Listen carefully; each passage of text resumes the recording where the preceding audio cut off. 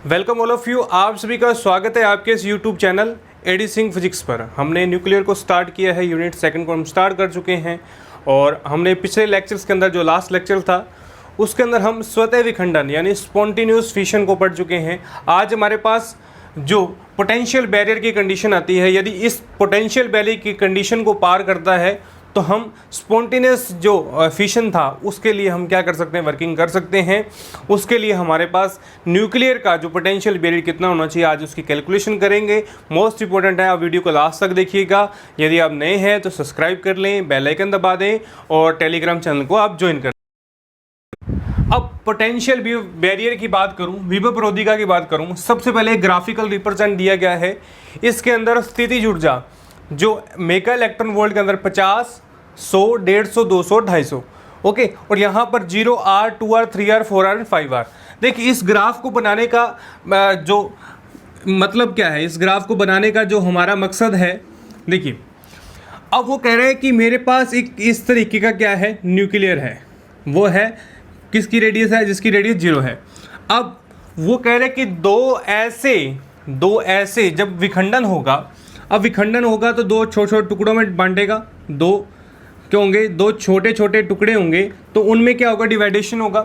परंतु बात यह है कि यदि ये दोनों टुकड़े जुड़ते हैं आपस के अंदर तो हमारे पास किस तरीके से पैटर्न आता है। देखिए जिस तरीके से यहाँ पर टुकड़ा हुआ, टुकड़े के बाद दो टुकड़ों का जुड़ना और एक स्फेरिकल गोले के रूप में बनना, यानी इनके बीच के अंदर पोटेंशियल बैरियर कितना आएगा, जो हमारे पास पोटेंशियल आएगी, जितने बार विभव का मान आएगा वो कितना आएगा, हम उसको कैलकुलेट करने वाले हैं। और उसके लिए हम एनर्जी की वैल्यू कैलकुलेट करेंगे, यानी Z² जो है वो कितनी क्षमता होगी जिससे वो क्या होगा, स्पॉन्टेनियस जो होगा वो फिशन होगा, स्पॉन्टेनियस फिशन होगा। ये कंडीशन किसके लिए है, ये स्पॉन्टेनियस फिशन के लिए है, ओके, स्वतः विखंडन के लिए। तो आप बड़े ही शानदार तरीके से देखना है इसको।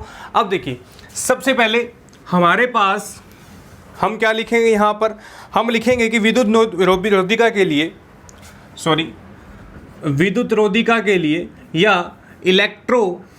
या विद्युत विभव के लिए, न्यूक्लियर विभव के लिए, तो यहाँ पर हमने क्या कैलकुलेट करना है, Z/2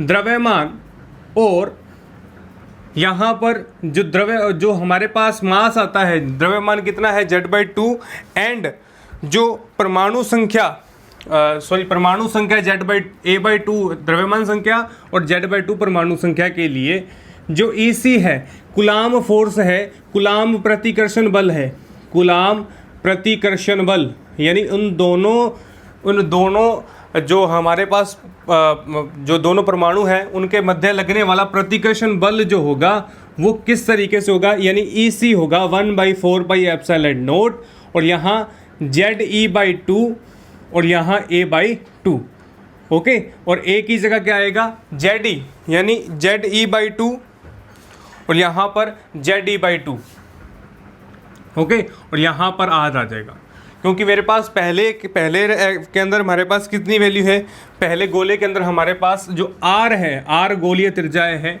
R रेडियस मेरे पास यहाँ से यहाँ तक की जो रेडियस है वो R है, ओके। अब देखिए, अब पहली जो बात की जिसमें कि A/2 द्रव्यमान, Z/2 परमाणु के लिए कूलाम प्रतिकर्षण बल हमारे पास इस तरीके से प्राप्त होता है। अब यदि क्या होगा, इनका विखंडन होगा, या नाभिक के स्पर्श करेंगे तो जो R है, R की वैल्यू जो है वो 2R में चेंज होगी, यानी दो गोले मिलकर एक नए गोले का निर्माण करेंगे। दो गोले मिलकर क्या करेंगे, एक नए गोले का निर्माण करेंगे। मान लीजिए वहाँ पर दो प्रतिकर्षण गोलीय मिलकर एक नए गोले का निर्माण करते हैं, एक नए गोलीय पृष्ठ का निर्माण करते हैं, ओके। तो ये नए गोले का निर्माण करेंगे तो यहाँ पर 1/4πε0 ZE/2 अपॉन यहाँ R की जगह 2R आएगा। क्यों? क्योंकि यहाँ पर दो गोले मिलकर एक नए गोले का निर्माण कर रहे हैं, तो रेडियस भी क्या हो जाएगी, यहाँ पर रेडियस भी क्या हो जाएगी, डबल हो जाएगी, ओके। अब देखिए, अब यहाँ से वैल्यू कितनी आई मेरे पास, ZEC की 1/4πε0 ZE² upon 8R, ZE² upon 8R, समीकरण नंबर फर्स्ट, समीकरण नंबर फर्स्ट मेरे पास क्या आ गई, इसकी वैल्यूज़ आ गई। अब देखिए, अब गोले की त्रिज्या को फाइंड करने के लिए हमने एक फॉर्मूला पढ़ा था, r बराबर आर नोट ए की 1/3, r बराबर आर नोट ए की 1/3। अब देखिए r नोट की वैल्यू कितनी है, हम r नोट की वैल्यू नोट करेंगे, a कितना है, और सारी वैल्यूज़ को हम क्या करेंगे यहाँ पर पुट करेंगे। तो 1.5 है, r नोट की वैल्यू होती है 1.545 इन 10 की पावर -15, यानी जो फर्मी होती है हमारे पास। और a का जो मान है, a की जो वैल्यू है वो हमारे पास कितनी है, 1.6 10 की पावर -19। अब देखिए, अब वैल्यू रखनी और कुछ भी नहीं है r के अंदर। अब r यहाँ वैल्यू रखनी है आपने, देखिए अब इस फॉर्मूले के अंदर आपने वैल्यू रखनी है। तो r बनाने के लिए 1.45 इंटू 10 की पावर -15 इंटू a कितना है, एरिया है, a कितना है, एरिया। ओके, तो a को जस्ट आप ऐसे ही पढ़ा रहने दो, कोई दिक्कत नहीं है, a को जस्ट ऐसे ही पढ़े रहने दो आप, a की 1/3। समीकरण नंबर सेकंड, समीकरण सेकंड का मान समीकरण फर्स्ट में रखने पर, समीकरण सेकंड का मान वैल्यू समीकरण एक में रखने पर, तो रखने पर क्या आएगा मेरे पास, EC जो होगा 1/4 पाई एप्सिलॉन नॉट। अब k की वैल्यू कितनी होती है, 1/4 पाई एप्सिलॉन नॉट k की वैल्यू 9 × 10 की पावर 9, यानी k का मान आएगा 9 × 10 की पावर 9।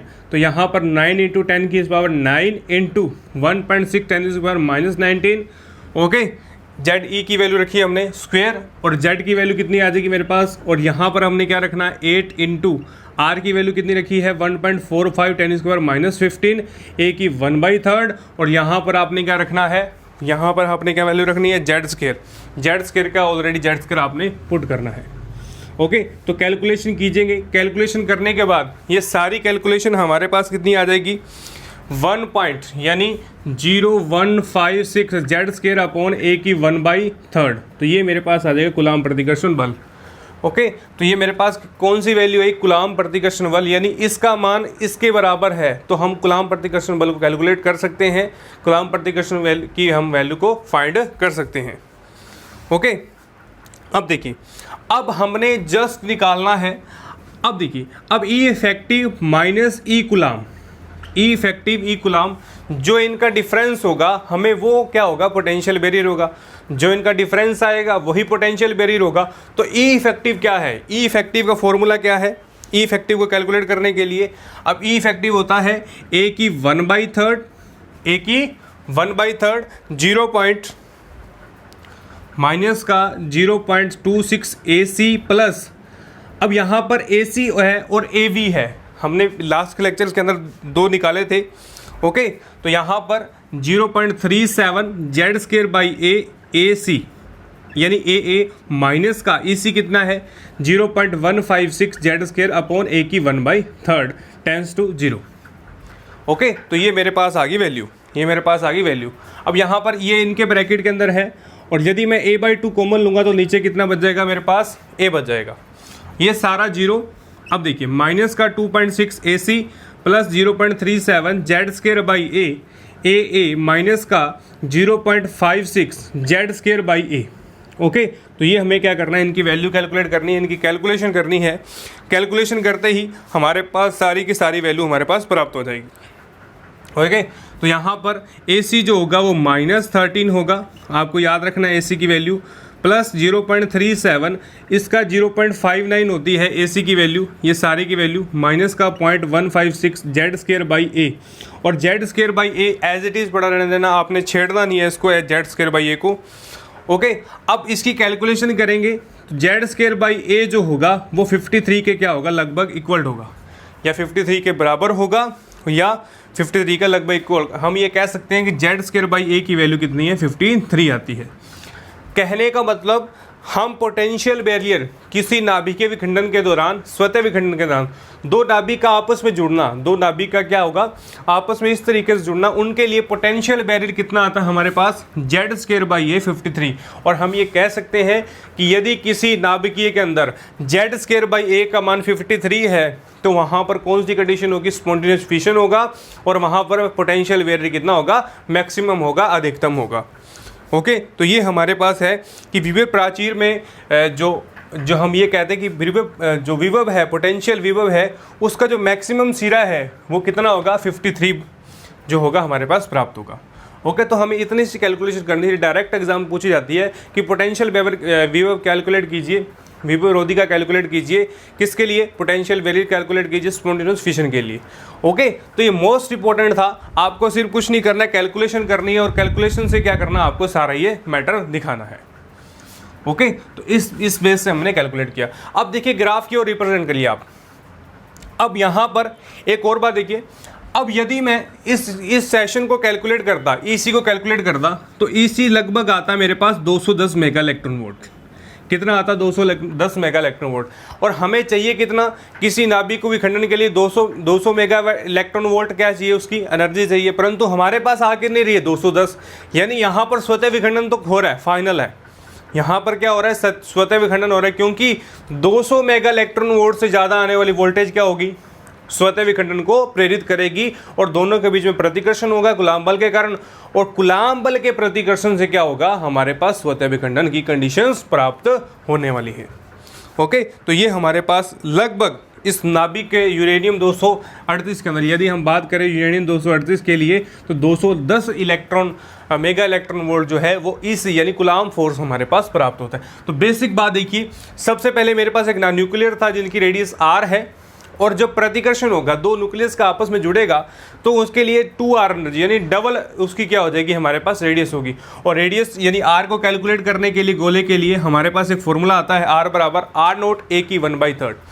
r नोट क्या है, r नोट एक कांस्टेंट है जिसकी वैल्यू है 1.45 10⁻⁻15 यानी फर्मी 1.45, यानी हम कह सकते हैं 1.45 फर्मी।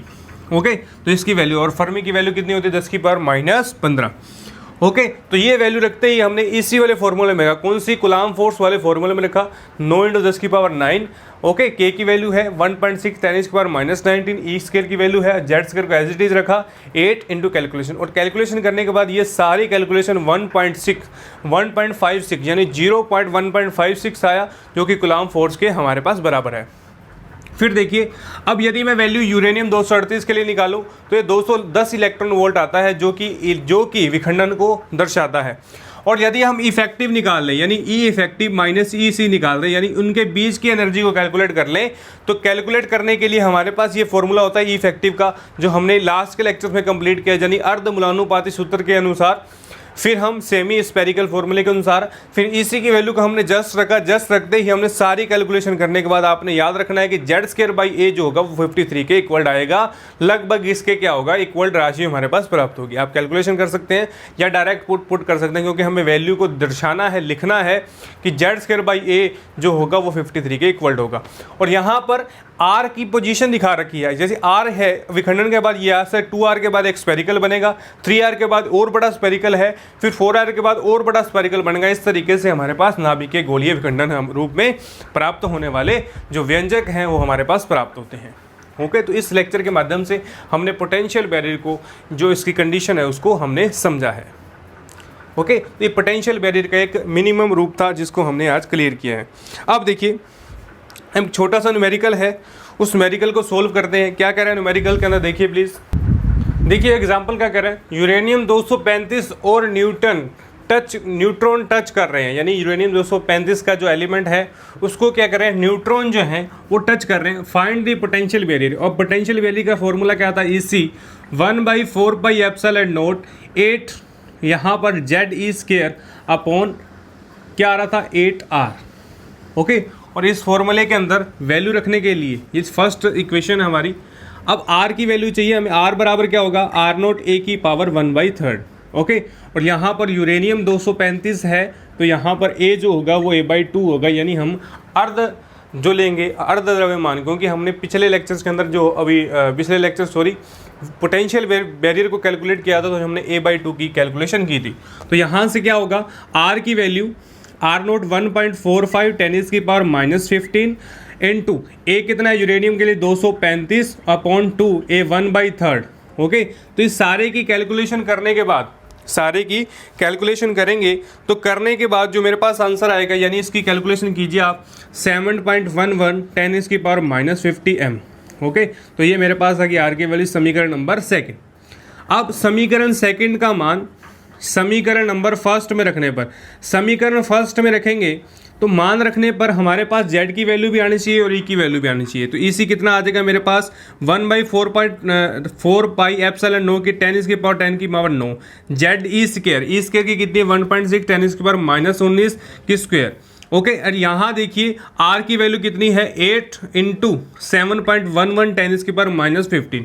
ओके, और जेड स्क्वायर की वैल्यू रखनी है, जेड स्क्वायर की कितनी आएगी 92, यानी जेड की वैल्यू कितनी होगी यहाँ 92 यूरेनियम 235 होता है तो 92 की स्क्वायर, यानी जेड कितना होगा 92। ओके, तो हमने यहाँ वैल्यू रखी, वैल्यू रखते ही EC कितना आएगा, इस सारी की कैलकुलेशन करेंगे। क्या आएगी कैलकुलेशन, यहाँ से 10 और यहाँ से आ गया हमारे पास 15 और ये आ गया 38 आते ही उन्हीं दोनों 38 में से 9 गए, या आप ये कैंसिलेशन कर दो, 10 गए 38 में से 9 गए 27, और 27 ऊपर कैलकुलेशन करेंगे तो ये हमारे पास लगभग जो होगा वो 214.3 मेगा इलेक्ट्रॉन वोल्ट। मैं आसपास मान लिख रहा हूँ, डायरेक्ट वैल्यू लिख रहा हूँ, आप कैलकुलेशन करेंगे तो कैलकुलेशन करने से 214 के आसपास क्या होगी मेगा इलेक्ट्रॉन वोल्ट की क्या आएगी, एनर्जी आएगी। अब देखिए क्यों आई। अब यूरेनियम के लिए मैंने आपको बताया था, यूरेनियम के लिए कितना था, यूरेनियम 235 के लिए, 235 के लिए तो 200 मेगा इलेक्ट्रॉन वोल्ट तो चाहिए विखंडन के लिए।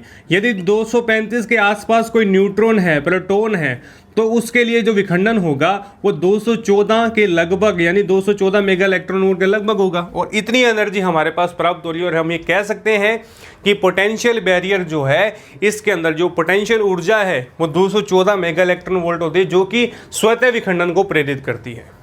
ओके, तो मोस्ट एग्जाम्पल था, इस तरीके के एग्जाम्पल एग्जाम में पूछे जाते हैं, इस तरीके का फॉर्मूला। बस हमें याद रखना है कि एक ही जगह a/2 पुट करना है। क्या करना है, एक ही जगह हमें a/2 क्या करना है, पुट करना है। ओके, और ये जूल के अंदर वैल्यू है सारी, और हमें मेगा इलेक्ट्रॉन वोल्ट के अंदर कैलकुलेट करना है। ओके, तो हमने यहाँ तक के लेक्चर को क्या किया था, कंप्लीट किया।